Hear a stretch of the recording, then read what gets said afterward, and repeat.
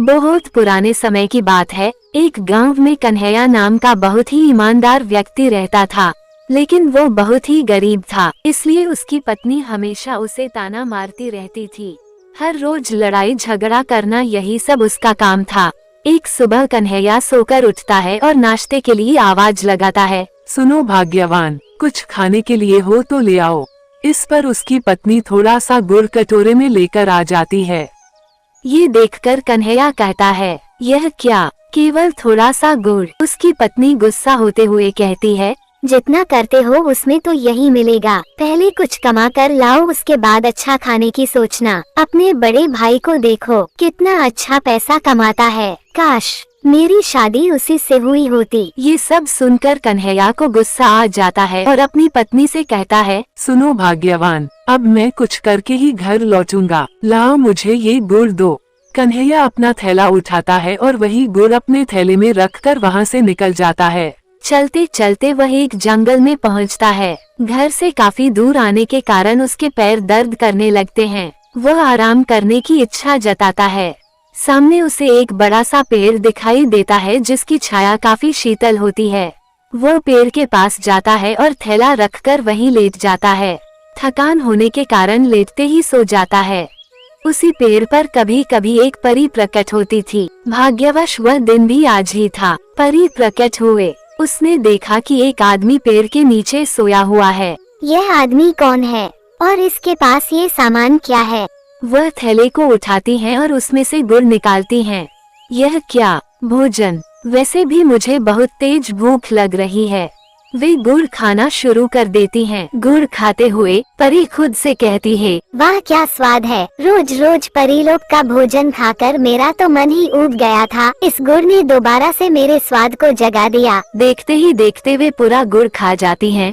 गुड़ खाकर कहती हैं, अरे यह क्या, मैंने तो सारा खा लिया। अब ये पुरुष क्या खाएगा? नहीं नहीं, मुझे इसके भोजन का बंदोबस्त करना होगा। दूसरी तरफ कन्हैया भी उठ जाता है और वो परी को ये सब करते देख लेता है। वो परी को आवाज लगाता है, तुम कौन हो चोर कहीं कि तुमने मेरा सारा गुड़ खा लिया। अब मैं क्या खाऊंगा? मुझे माफ करना पुरुष, अभी मेरे जाने का समय आ गया है, पर मैं तुम्हें कुछ देकर जाती हूँ जिससे तुम्हारी मदद हो सके। ये कहकर परी वहाँ से चली जाती है और कन्हैया के सामने एक खाली बर्तन आ जाता है। इस परी ने तो मुझे खाली कटोरा पकड़ा दिया। वो गुस्से में उस कटोरे को दूर फेंक देता है। कटोरा जाकर पत्थर से टकराता है और उसमें से एक और परी प्रकट होती है। हे प्रभु, बोलिए आपको क्या चाहिए? मैं आपकी किस प्रकार सेवा कर सकती हूँ? कन्हैया ये देखकर हैरान रह जाता है और कहता है, अब तुम कौन हो? इस पर दूसरी परी कहती है, मैं आपकी दासी हूँ। ये सुनकर कन्हैया हैरान हो जाता है। वह कहता है, मैं खुद एक गरीब हूँ, तो तुम मेरी दासी कैसे हो सकती हो? कन्हैया काफी भूखा होता है, इसलिए उससे ज्यादा सवाल नहीं पूछते हुए सीधा अपने भोजन की मांग करता है। वह कहता है, मुझे बहुत तेज भूख लगी है, मेरे लिए खाने का इंतजाम करो। देखते ही देखते परी अपने हाथ को हवा में करती है और 4 बड़े बड़े थालों में अलग अलग तरह के पकवान लगा देती है। ये सब देखकर कन्हैया बहुत खुश होता है और खाना खाकर अपना पेट भरता है।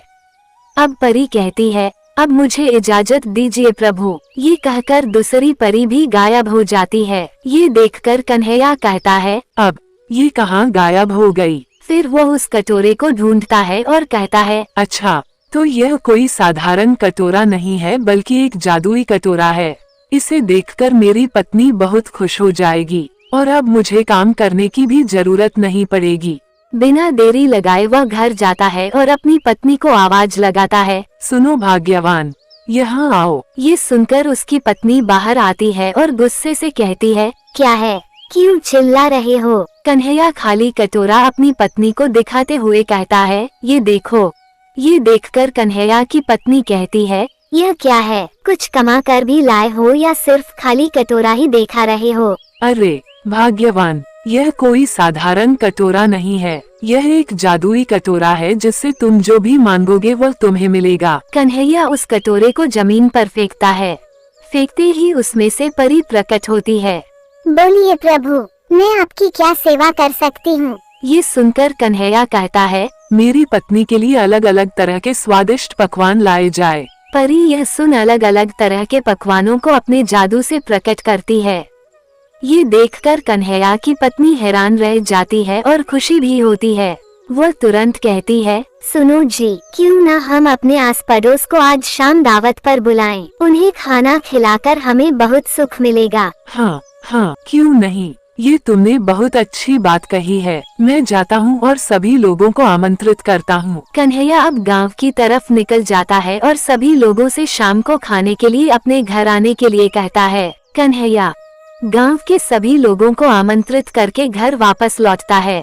गोपाल नाम का एक व्यक्ति उसकी बातों को छुपकर सुन रहा था। वो कन्हैया को जाकर रास्ते में रोक लेता है और पूछता है, अरे भाई, क्या है? सुना है तुम पूरे गांव को दावत दे रहे हो। हाँ भाई, तुम भी शाम को मेरे घर जरूर आना। हाँ जरूर आऊंगा, लेकिन पहले ये तो बताओ कि तुम्हारे पास इतना भोजन आएगा कैसे? दोस्त हूँ, इतना तो बता ही सकते हो। कन्हैया अपनी पूरी कहानी गोपाल को सुनाता है। गोपाल सुनकर काफी हैरान हो जाता है।